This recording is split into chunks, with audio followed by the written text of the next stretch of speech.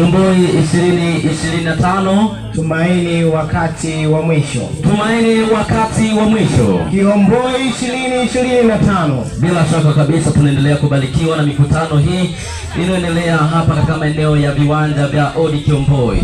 Kipindi kilichopo mbele yetu si kingine, ni kipindi cha Kaya na Familia, na kinakuja kwako naye mchungaji David Mjalifu. Naye anakuja na somo linalosema tumaini kwa baba wa familia. Je, unatamani kujua tumaini gani kwa baba wa familia? Baki hapo tuendelee kubarikiwa. Langu jina ni Madata Daniel. Mungu awabariki.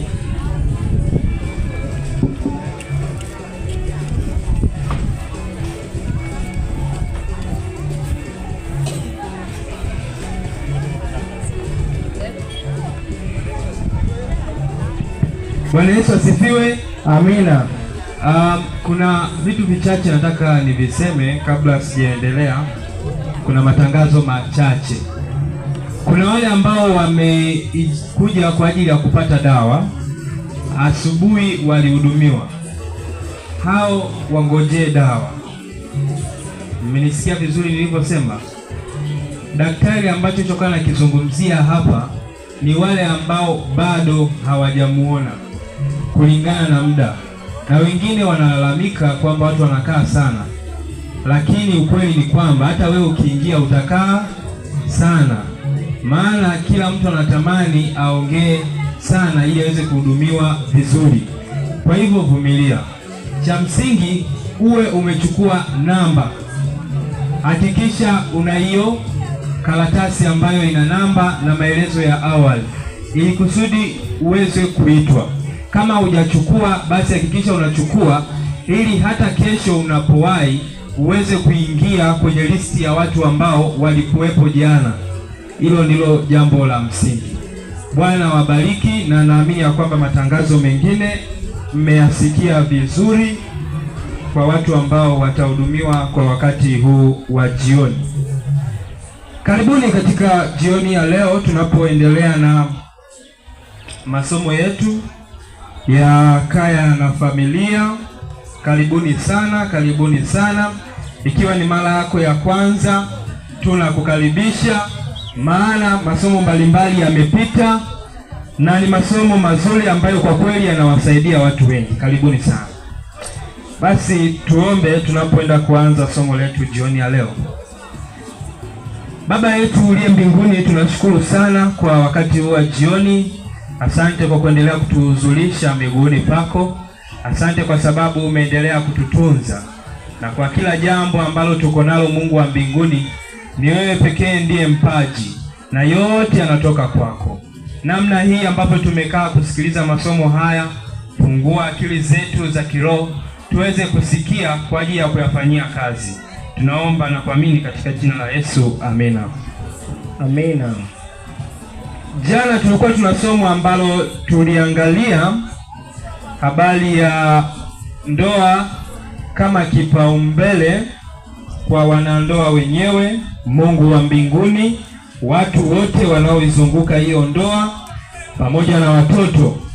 Na tulizungumza kwa upana sana, hasa tukionyesha namna ambavyo ndoa inapokea usajili kutoka serikalini kupitia LITA. Pamoja na hilo pia tukaweza kuangalia hata habari za sheria ambazo ndoa inasajiliwa na aina za ndoa tuliweza kuziona. Pamoja na hilo tuliangalia ndoa kama agano na wala ndoa si kama mkataba, maana wengine wanaposikia ndoa wanadhani ya kwamba wanazungumzia ajenda ya mkataba, kwamba ni karatasi fulani ya makubaliano ya kwamba yeye atafanya nini na mimi nitafanya nini, nitapima, kama nikishindwa basi naachana na hicho kitu. Lakini tuliona ya kwamba ndoa ni agano kwa sifa zenyewe za ndoa yenyewe, kulingana na vitu vifuatavyo. Moja ni namna ambavyo mwanzilishi wa hiyo ndoa aliyesema ni Mungu mwenyewe, Mwanzo 2 mstari wa 24. Lakini pamoja na hilo tumeona ya kwamba ni Mungu ndiye aliyeunganisha, ni Mungu ndiye aliyesema sio wawili bali ni mmoja, wanatoka kuwa watu wawili bali wanakuwa mmoja. Lakini jambo la tatu tukaona ya kwamba Mungu ndiye shahidi wa hiyo ndoa. Kwa hivyo inapokuwa inafungiwa kanisani, mchungaji anakuwa tu sehemu ya kumwakilisha Mungu, bali Mungu ndiye anayekuwa shahidi na ndiye anayeifungisha hiyo ndoa.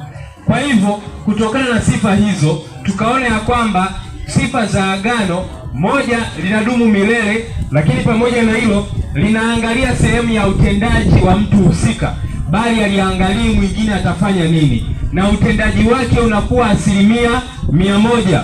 Kwa hivyo ndoa inasimama kama agano. Sasa jana tuliangalia kwa upana sana na tukaangalia heshima ya ndoa. Kwa mujibu wa Ibrania 13 mstari wa 4, ndoa inaheshimiwa na watu wote, kwamba awe jirani, awe mama mkwe, awe nani, lazima ndoa iheshimiwe na maradhi yawe safi. Unaposikia ni wanandoa, lazima uweke heshima yao. Pamoja na hilo, ndugu wa karibu, tukaangalia mfano wa Musa, Haruni na Miriam, namna ambavyo kaka na dada yake waliweza kujadili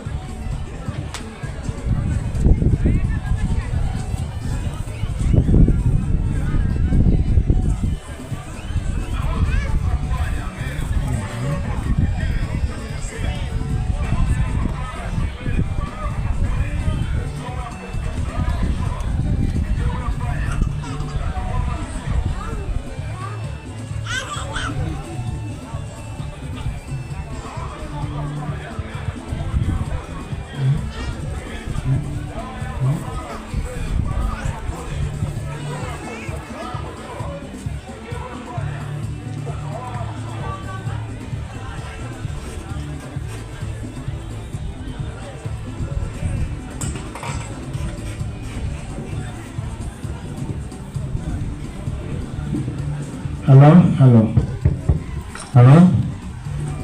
Yes.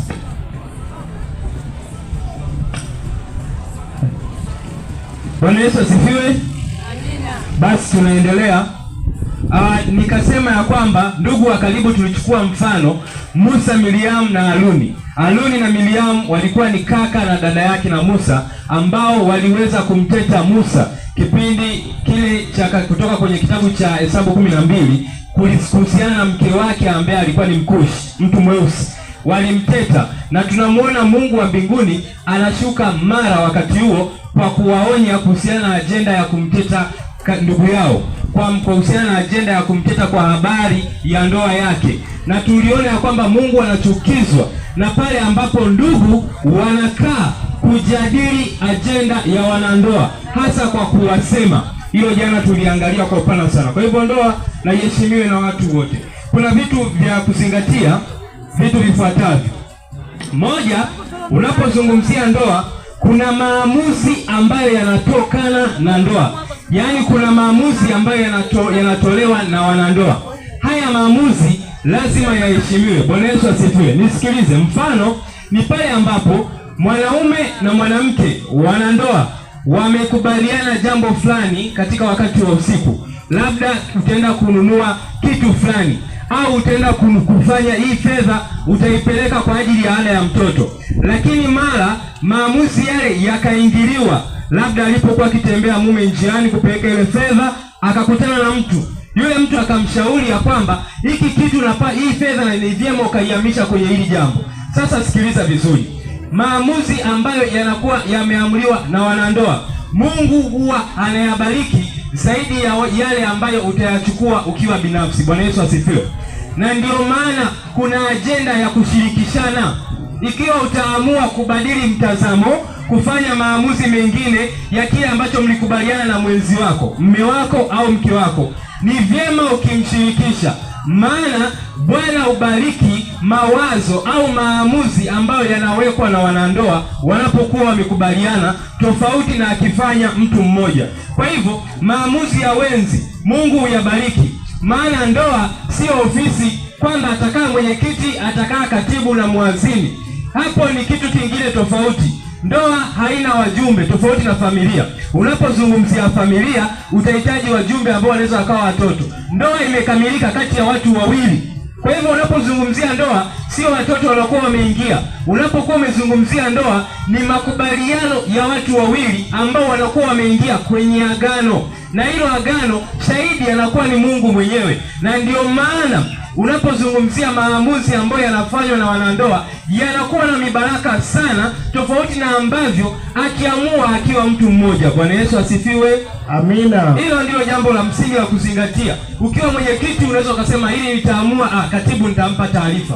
Lakini kwa wanandoa ni vyema sana umkamshirikisha mwenzio, maana furaha yake inasikika hata mbinguni. Ikiwa mwenzi mmoja anakuwa na huzuni katika maisha ambayo unayapitia, kama baba, labda mwenzi wako, mke wako anakuwa na huzuni kulingana na maamuzi ambayo unayafanya, wakati mwingine mibaraka inakuwa ya shida sana kwenye hiyo ndoa. Jambo lingine ni habari ya kazi. Kazi zinatenganisha wanandoa. Habari ya maokoto, la pekee ni hili, hata serikali yetu iliweza kulijadili kwenye bunge na ikasema ya kwamba ni vyema ndoa zikaheshimiwa kwa kulingana na habari za kazi. Mtu anapokuwa amepeleka cheti kwamba nina mwenzi wangu yuko sehemu fulani, ni vyema akajaliwa. Kwa nini? Maana ndoa ndicho kiwanda cha watu. Maana yake kama ukivuruga ndoa ambayo ilianzishwa na Mungu, maana yake utakuwa unatarajia kuwa na kizazi ambacho hakina maadili. Maana watu wanalelewa, sehemu ya kwanza ni kwenye ndoa. Mtoto kabla hajapelekwa shule anakuwa ameanzia kwenye nini? Kwenye ndoa. Amelelewa na familia, anapokuwa ndipo anaenda shule. Hakuna mtoto ambaye anakulia shuleni ndio anarudishwa kwenye ndoa. Maana yake ni nini? Lazima uzingatie kazi isikutenge wewe na mwenzi wako. Hili jambo linakuwa gumu kwa watu wengi kulingana na maisha, namna ya mchakato ambavyo unavyokuwa, na wakati mwingine wengi ufikiria ya kwamba yaweza kuwa yaani ukikutana, kazi imekutana na ndoa, kimoja lazima kife. Ni vyema ukaamua kazi ife, kwa sababu ndoa haina mbadala. Bwana Yesu asifiwe. Ukitoka hapo kazi, Mungu anaweza kukujalia mahali pengine popote, lakini huyo mme akiondoka hautapata mwingine kama huyo. Bwana Yesu asifiwe. Au huyo mke akiondoka hautapata mwingine kama huyo. Kwa hivyo usije ukawa na ujanja, maana jukumu la kazi alipewa Adamu. Adamu ni mwanaume, ni mme, ndiye aliyepewa kazi. Hawa alipewa ndoa. Hawa alipomaliza kuumbwa alimkuta Adamu akiwa jirani yake, lakini Adamu alipomaliza kuumbwa alizikuta kazi zikimgoja. Habari ya kuita majina wanyama na vitu vingine vyote alivifanya Adamu. Kwa hivyo kinachomaanishwa ni nini? Ni vyema kwa ushauri na kumujibu wa Biblia, mwanamke akamfuata mwanaume kwa ajenda ya kazi. Bwana Yesu asifiwe. Na ujanja unaweza pia ukaufanya. Wakati wewe ukiona ya kwamba haya mambo yawezekani, kama mke unaweza ukaamua, mnaweza mkatafuta hela wote na hela zikatuna benki, mkatunisha benki zikajaa, lakini matokeo ya hizo fedha yatakuwa mabaya, kwa sababu mnatafuta hizo fedha kwa ajili ya familia. Ikiwa watoto hawajalelewa kwenye viwango, matumizi ya hizo fedha watazitumia vibaya. Na ukiona ya kwamba unaweza ukawa mjanja, pia unaweza ukawa kama Hawa. Hawa alimwacha mume wake akakutana na jaribu. Jambo la kwanza alimwacha mume, jambo la pili akafikiria sheria ya Mungu, jambo la tatu ndipo akashawishiwa kwa yale mawazo ambayo alikuwa akiyawaza kulingana na ule mti ambao ulikuwa katikati ya bustani. Kutokea hapo ndio tunamuona Hawa anaanguka, maana alimwacha mume wake. Na kwa maana hiyo aliacha kazi ambayo amepewa, ambaye alikuwa ni mume wake, akaenda kwenye majukumu ambayo yalikuwa sio ya kwake. Majukumu yake yalikuwa ni kutembea pamoja na Adamu, na ndio chanzo cha anguko la wanadamu, kwamba Hawa alimwacha mume wake. Ikiwa wangekuwa pamoja, mambo yasingekuwa kama ambavyo yalikuwa leo. Kwa hivyo wawili ni tofauti na mmoja. Pamoja na hilo, kuna issue ya fedha. Fedha imekuwa kigezo, imekuwa changamoto sana. Biblia inatambua fedha, na fedha imekuwa sehemu ya migogoro kwa wanandoa wengi. Kwa nini? Nidhamu ya fedha haipo. Watu wanafichana hata vipato wanavyovipata, kwa sababu wanajua kwamba akikisema chote kuna vitu vingine hata vitimiza. mtu anaficha kiwango cha fedha alichonacho, maana ana majukumu mengine ambayo mwenzi wake hayatambui. Na ikiwa una matumizi ambayo mwenzi wako hayatambui, maana yake itakubidi ufiche fedha nyingine ambayo mwenzi wako atapaswa asijue, maana kuna matumizi mengine ambayo hayajui, na hayo matumizi yanahitaji fedha. Kinachotakiwa ni nini? Kuwe na uwazi kwenye ajenda ya fedha. Ni jambo gumu. Neno la Mungu linasema katika kitabu cha Mhubiri 10:19, Mhubiri 7:12, kwa mujibu wa muda, haya yote ni mafungu. Fedha inamheshimisha mtu na fedha inaleta jawabu la mambo yote. Neno la Mungu linasema hivyo, isipokuwa uhai na habari ya uzima wa milele. Hiyo haiwezi kukuzingatia. Na ndio maana fedha, mtu asipokuwa na fedha, hata kumwabudu Mungu kwake kunaweza kukawa ni kikwazo. Maana ndio maana tunasoma hapa ujasiriamali. Fedha ni jambo la muhimu kwenye hii dunia, lakini ikiwa mtu atakuwa na tamaa ya kupenda fedha, sio kwamba anakuwa na tamaa ya fedha, ila tamaa yake ikampelekea kupenda fedha, maana yake akaifanya fedha kuwa ya kwanza kuliko Mungu wake, kuliko uhai, kuliko mwenzi wake, kuliko kitu kingine chochote ambacho kinatokana na neno na kitu kinachoitwa uhai.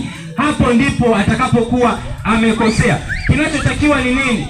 Fedha inatafutwa, lakini ujue mipaka ya kuitumia fedha vizuri. Bwana Yesu asifiwe. Na uwe na uwazi kwenye ajenda ya fedha. Unachokijua akijue mke wako. Matokeo mengine watu wanakufa, kuna fedha zinabaki benki hata hazijulikani, kwa sababu walikuwa wamewaficha hata ndugu wake wa karibu, maana alikuwa na majukumu ambayo walikuwa hawayajui. Hakuna anayejua password ya benki, na kifo kimekukuta bahati mbaya, umezitafuta fedha, wanaobaki hai hawazitumii, maana na wewe ulizificha. Jambo la msingi ni hili, unalolijua mwenzi wako alijue. Ngoja nitolee kisa. Shemeji yangu tumbo lilimbana siku moja. Lilikuja, kuna tumbo ambalo likija unajua hili ni tumbo la maharage. Kuna tumbo likija unasema hili ninaweza nikatembea muda wowote, namna ambavyo linauma. Sasa tumbo lilipomuuma kiwango kile, na kulingana na mazingira ya kijijini, umbali wa kwenda hospitali napo ni mbali, akaanza kutamka fedha alipoziweka. Alikuwa amezificha kwenye zile nyumba za kijijini, ni tofauti na mjini. Kuna maeneo unaweza ukachomeka fedha mtu asione huko juu. Akaanza kuzitaja zote, na la pekee ni hili, alipomaliza kutaja fedha zote na wale wanaomdai, tumbo likapona. Bwana Yesu asifiwe. Tumbo likafanya nini? Sasa vilikuwa vigeregere kwa dada. Alishangilia akasema, tunahangaika kupika hapa nyumbani, tunahangaika hatuna hela. Kumbe hela sipo. Mungu ni mwema. Leo ameamua kunipatia njia ya kunionyesha nini? Fedha ni adui. Na ndio maana mtu akitanguliza fedha, kuuona uzima wa milele kwake ni kazi. Maana yake ni nini? Ametoa moyo. Ukiona fedha inalinganishwa na sehemu ya Mungu wako wa mbinguni, kama vinakinzana, lazima uhakikishe unapiga chini kimoja. Na ndio maana kuna ile fungu linasema hakuna mtu anaweza kutumikia mabwana wangapi? Wawili. Alizungumzia ishu ya mali na Mungu mwenyewe, Mungu wa mbinguni. Ni ukweli ni kwamba unapotumikia fedha haiongei. Hata hapo ukiwa na 1000 haiwezi ikaongea. Lakini kwa nini Mungu anasema kwa ajenda ya kwamba mtu atakapokuwa na mabwana wawili lazima atampenda mmoja zaidi? Maana yake ni nini? Sehemu ambayo Mungu alitakiwa asimame, ndoa yako ilitakiwa isimame, wewe ulitanguliza fedha. Na ukweli ni kwamba mali na vitu vyote vya dunia vinafanya nini? Vinapita. Na ndiyo maana kila tunapozungumzia ajenda ya ndoa, tunawaelekeza watu kwa Mungu wa wapi? Wa mbinguni. Ndiko liliko tumaini la milele. Bwana Yesu asifiwe. Tumekuwa na changamoto sana kwenye hii habari. Leo sibaki dakika ngapi? Timisha.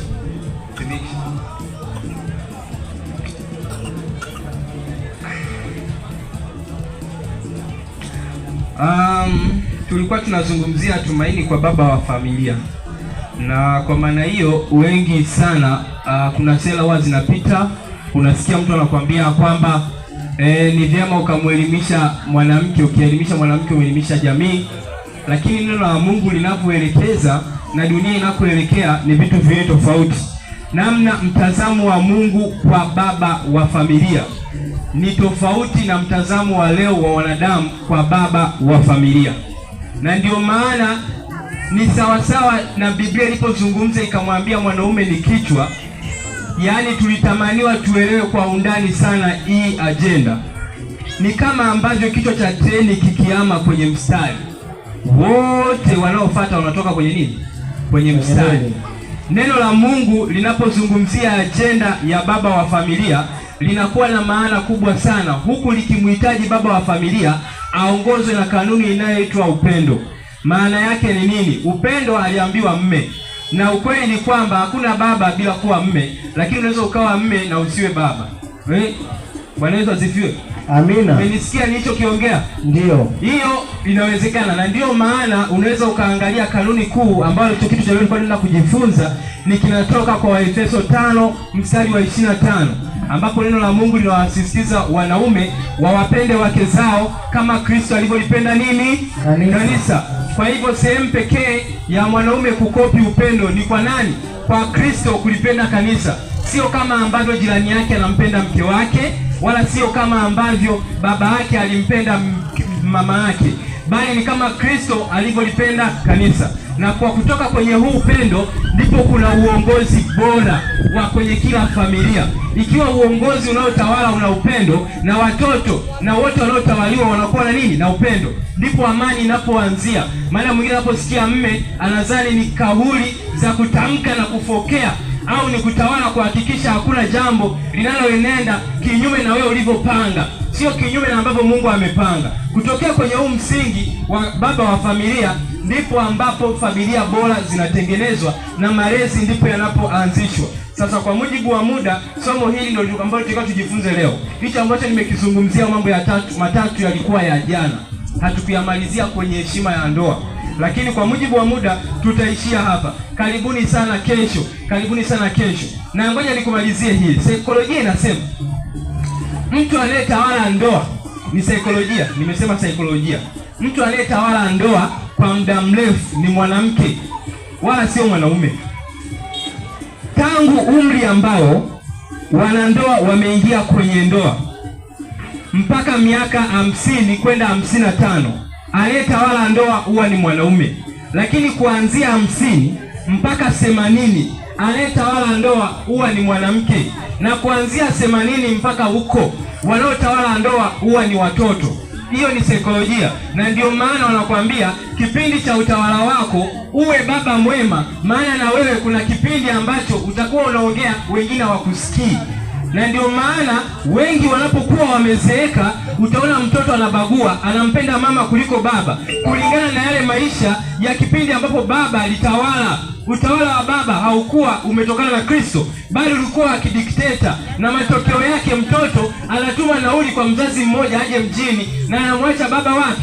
Kijijini, kwa maana yale maisha ambayo aliyaishi. Aliposimama baba alimchapa fimbo 3, aliposimama mama hakumchapa bali alimwelekeza. Matokeo yake tunapokuja kutengeneza kizazi cha kesho, kwa sababu kuna kipindi ambapo watoto wanatawala, utajikuta ni baba ambaye unaonekana kama umetengwa kulingana na maisha ambayo ulilea au uliishi kipindi ulipokuwa kijana mwenye nguvu, baba mwenye kuongoza watoto, haukutumia upendo. Bwana Yesu asifiwe. Haya yameingia. Mungu wa mbinguni awatie nguvu. Tufunge macho tuweze kuomba. Baba yetu na Mungu wetu wa mbinguni, tunashukuru kwa wakati huu tunapoendelea na vipindi vyetu hivi. Tunaomba Roho yako Mtakatifu akaendelee kufungua akili zetu. Mungu wa mbinguni, ninawaombea wote walioko kwenye ndoa ya kwamba wakaendelee kukutazama wewe mwenye kuianzisha ndoa. Kutoka hapo kila jambo litakuwa sawa. Na katika wakati huu vipindi vingine vinapoendelea pamoja nasi, katika jina lako Yesu, amina. Amina.